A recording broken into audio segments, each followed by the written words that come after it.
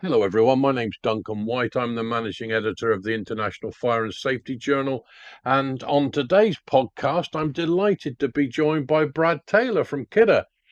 Brad is the Director of Product and Marketing for Europe and also the General Manager of Kidde Australia. Brad, how are you, my friend? Fantastic, thanks Duncan. Yourself?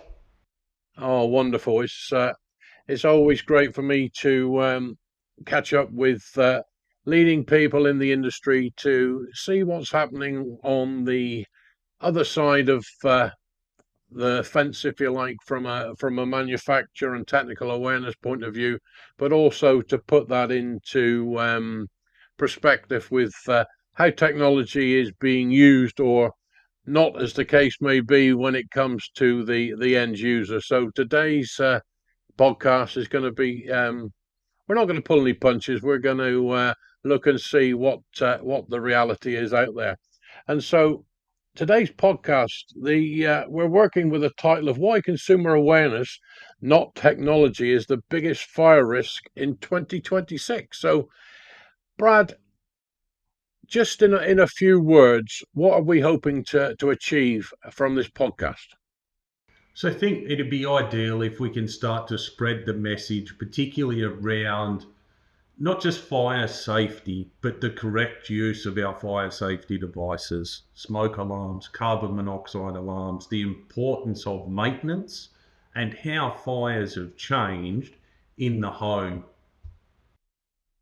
Yeah, and it's interesting you mentioned about how fires have changed in the home. I saw a graphic a couple of days ago that said 40 years ago you had 15 minutes to escape a property fire. Today you've got less than 4. So as you say, it's stark reality in the way in which property fires are happening these days. You're exactly right. I think, there's been a lot of studies that have gone into this, and modern fires burn hotter and faster than what we saw 20 or 30 years ago. Modern furnishings are full of synthetic materials, polyesters, plastics, vinyls, nylons, all of these byproducts of the petrochemical industry. These products burn more readily, they ignite more readily, they've got much greater energy than natural products like solid timbers, wools, cottons, those sort of things. But they also produce toxic gases that are released during the combustion process. Things like hydrogen cyanide, carbon monoxide, as well as a bunch of volatile organic compounds that are all hazardous to people.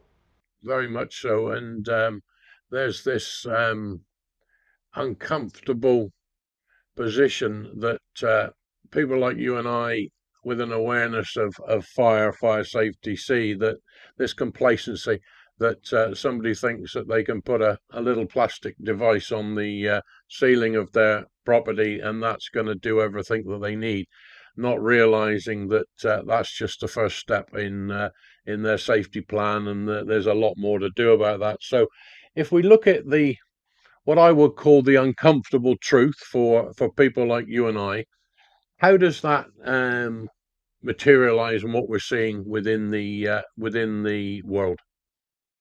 So if you look at the UK specifically, and the stats are really similar right across the globe, in well-developed countries that have regulation, 90% of homes in the UK report to have smoke alarms. Fantastic, right? On the surface, that's the number we see come back out to the government. Great stat. But less than 70% are confirmed to be working by the residents, and less than 10% of those are confirmed to be tested regularly.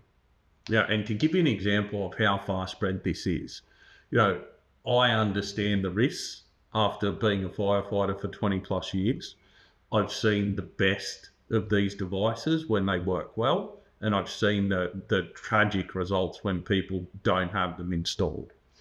I have 2 smoke alarms in my home, one upstairs, one downstairs, and I don't test them. So if I know the risks associated with fire in a structure, how am I supposed, and I'm not testing them, how am I supposed to expect the general public to go out and do these things? And that's really the challenge that Kidde is faced with. How do we educate people, make it more streamed, get testing done, get cleaning done, make sure people are interacting with these alarms far more commonly than they are today. Yeah, and so I'm like you. I've got a three-story property, a smoke detection on all three floors, a heat detector in the kitchen, all interwired with battery backup. But when it comes to testing and maintenance, it's something that I'm going to do that tomorrow. But we've both witnessed the destruction and horrific images that will stay with us from fires that we've both attended. But it's that same old adage, isn't it? It's that complacency, and it'll never happen to us. But how do we overcome that? Look, I think education and empowerment of people is probably the first step. So 4 years ago, Kidde launched its Cause for Alarm Fire Safety Awareness Initiative, and it addresses gaps in education and access to fire safety measures right across the globe, predominantly the UK, Europe, North America, Canada, and Australia. And the initiative really focuses on disparities where fire fatalities are higher due to socioeconomic status, age, location, but generally we see that children and the elderly, or those living in areas of socioeconomic disadvantage, are 2 to 3 times more likely to be adversely impacted by fire.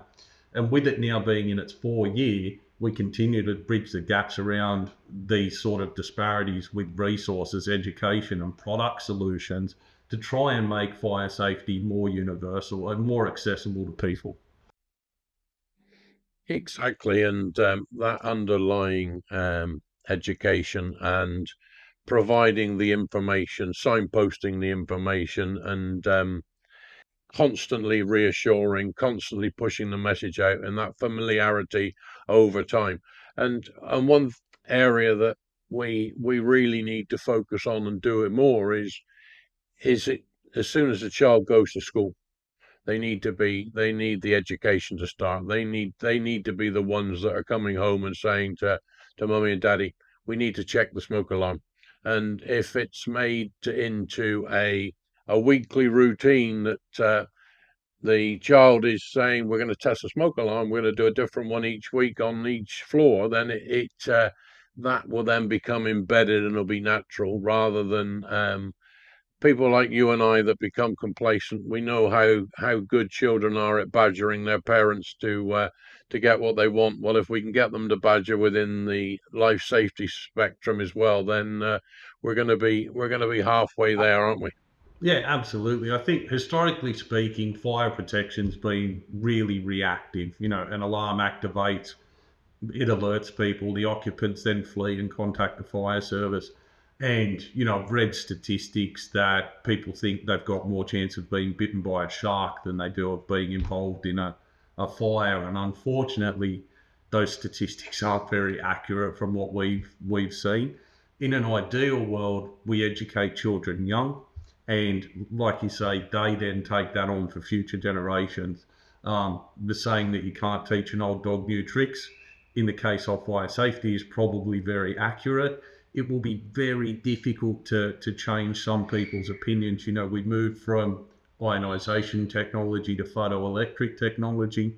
Photoelectric technology needs maintenance. These things get dirty, and if you don't maintain them, they can nuisance alarm, which has worse consequences for us because then people start removing batteries or take the device down, and then they've got a device that's not there, not doing its job in the property. So if maintenance is done properly and regularly, and we're testing them, it builds a resilience within the communities that we serve. And that's what we want to see. That's the message we're trying to get out. And that's one of the goals that we're trying to achieve as a business. So, Yeah, and it's a credit to Kidder for the way in which you consistently stick at that challenge. This when we talk about life safety, very much in the home and the dwellings where we live, our loved ones live, where there's no real legislation that's applicable in respect of fire safety, um, other than potentially when you're buying a new premises that is required to have detection fitted. We often overlook the little talked about killers that are working behind the scenes day in, day out, and being produced by some of the appliances that we rely on the most when it comes to extreme weather conditions. So tell us a little bit more about the way in which Kidde are working with carbon monoxide. Yeah, so for those that aren't familiar with it, carbon monoxide is a colorless, odorless, tasteless gas, and it builds as a result of incomplete combustion of carbon-based fuels, It pretty much anything that can burn, wood, gas, coal, petrol, you name it.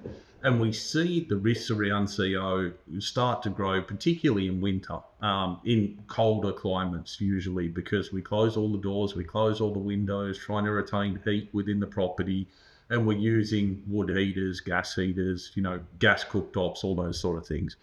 If those products aren't properly maintained, CO can build to dangerous levels reasonably quickly, and the occupants are usually aware. They might start to feel a bit dizzy or have a little headache, maybe some fatigue or muscle weakness. But the reality is that's the early onset of CO poisoning, and people will often mistake it for cold or the flu. So those physical impacts don't become obvious until around 70 parts per million, which is actually not very high in the scheme of things. And then it escalates really quickly to potential unconsciousness at 200 to 400 parts per million as the CO starts to bind itself to the hemoglobins, which rob the body of oxygen. So carbon monoxide is one of those things that's not talked about all that often. Across the globe, there's regulations in specific states and countries and things like that, but there's a lot that gets missed, particularly in countries like Australia, where it's not super cold, but carbon monoxide is still a risk here. And every year we see, tens of people die as a result of misuse of heating appliances. Again, low socioeconomic areas where they don't have gas or can't afford to pay for natural materials, and they're burning timber and logs and bringing barbecues inside to try and stay warm, and that's just a huge risk.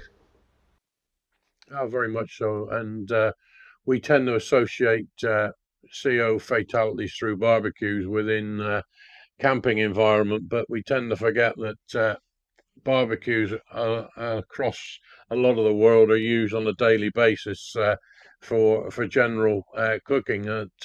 They do also get taken inside the property with tragic consequences. And when we also look at the other emerging threats when it comes to life safety within our world, we're talking about lithium ion batteries, electric vehicles. Again, there's another challenge for us to educate around the um, dangerous things that don't look dangerous, and that's very often the biggest challenge for us. It is. Look, and even with your comments there, we move straight to electric vehicles all the time, don't we? And electric vehicles, yes, they're a risk, right? But there's very, very few cases of electrical vehicle fires across the globe. Yes, they are known. Yes, they can be catastrophic. Yes, they're extremely volatile. But the more common ones that we see are the devices that we have around us all the time. And we don't pay too much attention to them because we've come accustomed to them, right? So, the risks, and we'll have a look at these in a bit more detail, but some insurance companies are reporting a 440% increase in lithium ion battery related fires since 2020. So just staggering growth in the amount of risk that we see in that.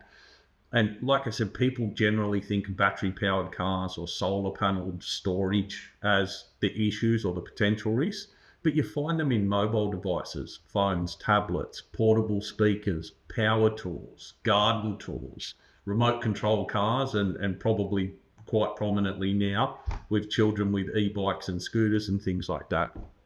And all of those products, they pose a significant threat if not handled properly.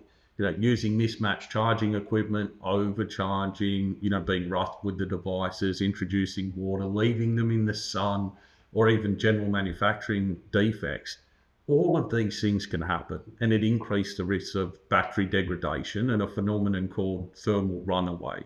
And for those listening that aren't familiar with thermal runaway, it's a self-accelerating process whereby heat is generated inside a battery cell and it exceeds the amount of heat that can be dissipated to its surroundings. And that starts with the internal breakdown, which then releases flammable gases, which react, produce more heat and oxygen, and they fuel a chain reaction that spreads to other cells. And until every cell is effectively destroyed, that violent reaction continues to take place. There's no real way of managing it. From a fire service perspective, the guidance is, put water on it. Electric vehicles that we've seen involved in fires, we've used some 60,000 litres of water to try and manage that.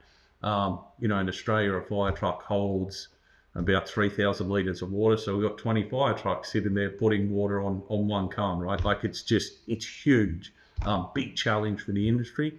But these batteries, they release high concentrations of toxic gases when they go into thermal runaway and burn as well. So things like hydrogen fluoride, carbon monoxide, sulfur dioxide, hydrogen cyanide. If people inhale these, they've got the potential to be immediately life-threatening. So super dangerous, big issues across the globe at the moment in terms of how do we, as an industry, respond with technology.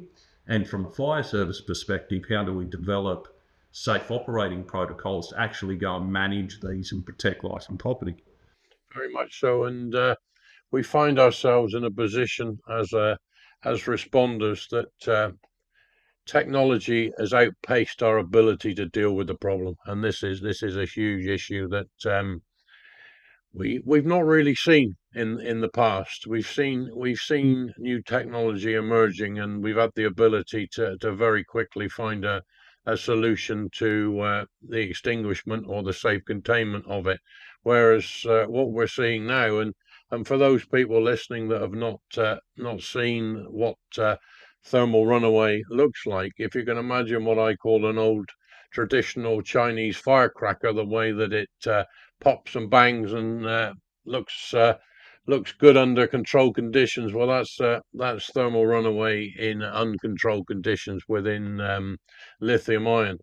But we are where we are. We at times can look and say, who's responsible for providing solutions? Is that the manufacturer who's created the problem for the emergency services? I think we're a long way down the line. I think the insurance companies are going to have their part to say in that in the near future. And just as a plug for a future podcast of mine, we're talking about fire blankets for electric vehicles in a forthcoming podcast, which in itself will produce some good healthy debate on whether it's the best thing since sliced bread or whether it's just slowing down the inevitable. Right, let's move on. I don't want to digress too much. Let's move on and look at how at times we put regulation in place. We have the best regulation you could think of when Brad Taylor and Duncan White run the global fire service. It'll be utopia with a capital U. And so, unfortunately, regulation isn't reality, and what we see on a day-to-day basis really underlines that. Brad, give me your view, the no holds barred view on reality. Having the best regulations in places that we both live in. Look, I think there's no doubt that regulation across Europe and the UK, Australia, it's getting better, it's progressing, but regulation doesn't equal preparedness and protection, is the reality of it. Compliance with regulation often means that devices are installed out of necessity, but we're not checking them. We're not maintaining them as often as we should, if at all. And we mentioned earlier on that less than 10% of people check their alarms regularly.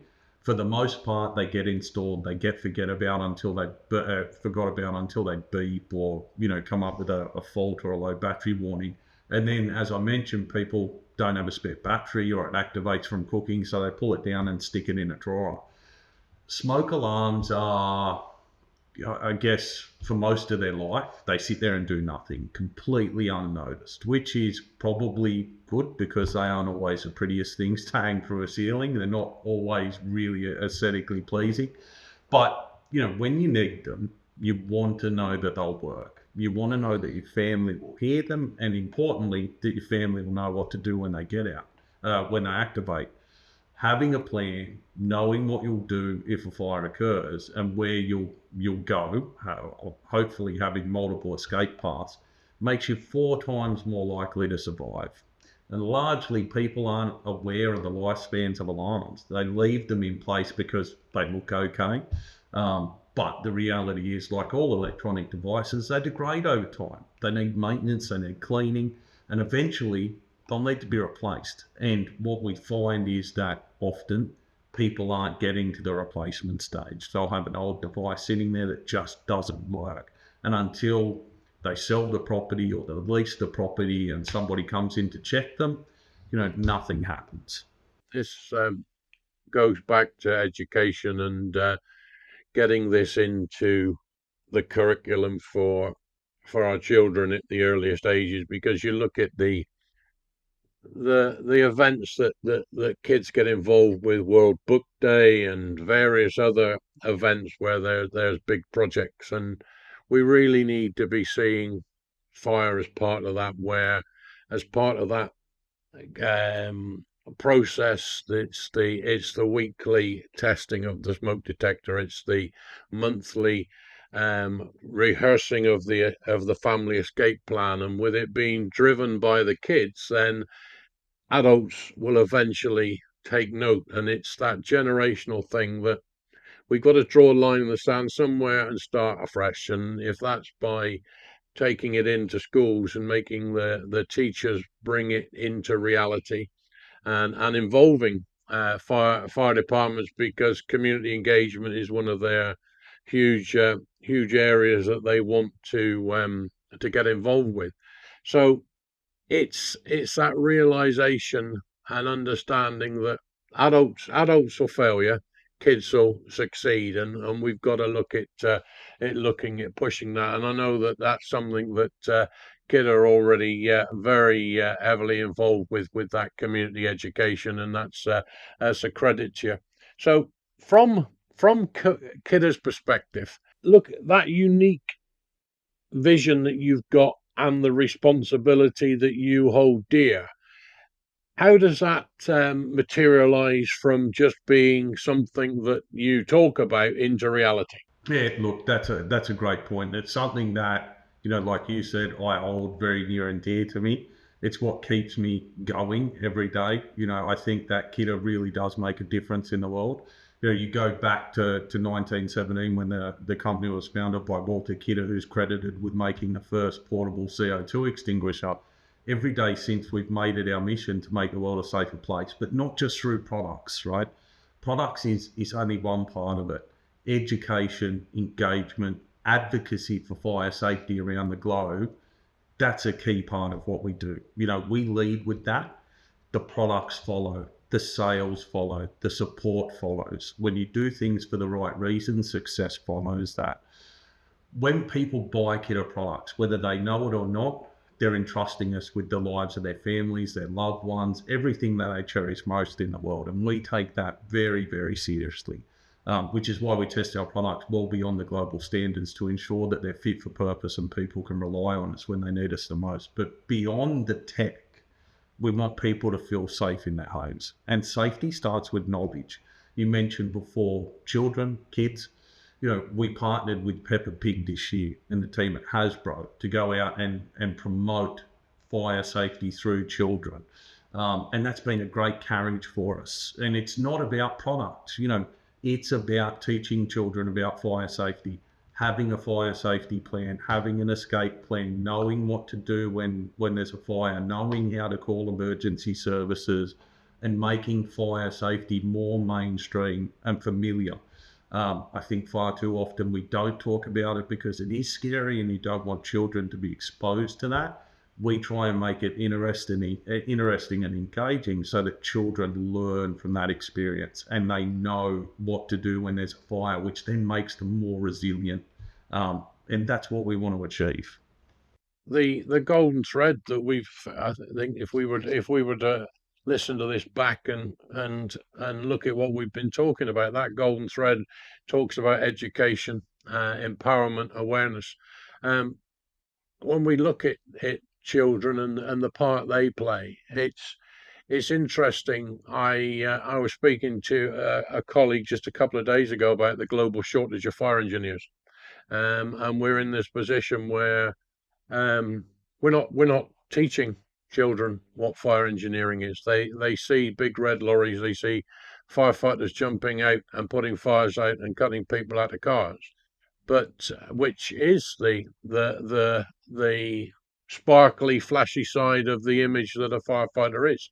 Well, you and I know the reality of that is a lot different, but I'm not going to burst anybody's bubble here. But when you look at education in relation to fire engineering, you get to see all of what happens when the firefighters arrive, and you're playing a part in hopefully meaning that that's never going to happen. But if I was sitting down with a child now that was looking for a career path, I would say fire engineering. Don't worry about what the check says, because you'll be writing your own checks, because at the moment a fire engineer is worth his weight in gold, a good fire engineer. And when you hear that US companies are engaging with British fire engineers to work from home, to go through plans from the other side of the pond, it just brings that into reality. But it just underlines the importance that education of children, young adults, is in the way that we're going to see our world defined in both um, protection and prevention going forward. And I suppose, looking at bringing this to a close and wrapping it up nicely, I suppose the future has got to be um, making sure we've got the required appliances in terms of the detection, but also, more importantly, or just as importantly, is that prevention message. And we've touched on a bit of it, Brad, but just wrap us up with that whole issue of why prevention is the key to success here. Look, Duncan, I think, in an ideal world, we start to detect threats before a fire occurs, before an alarm could even activate, maybe days, weeks, or months in advance. And that's the challenge that we're taking on. How do we identify these threats and force action before an incident occurs and prevent the tragedy altogether? And technology, of course, is one way. The technology is evolving at a rapid pace. We've got artificial intelligence becoming more commonplace in our lives now, and the scope of what we can achieve with the technology is greater than ever before, and super exciting to watch it evolve. But empowerment of residents through knowledge, education, and a strong call to action is the first line of defence. Be prepared, have a plan, make sure that everyone in the home knows the plan should the worst ever occur. And I think that is the best information I can give to homeowners across the globe. Have a plan, practice it, make sure everybody knows it, and take action.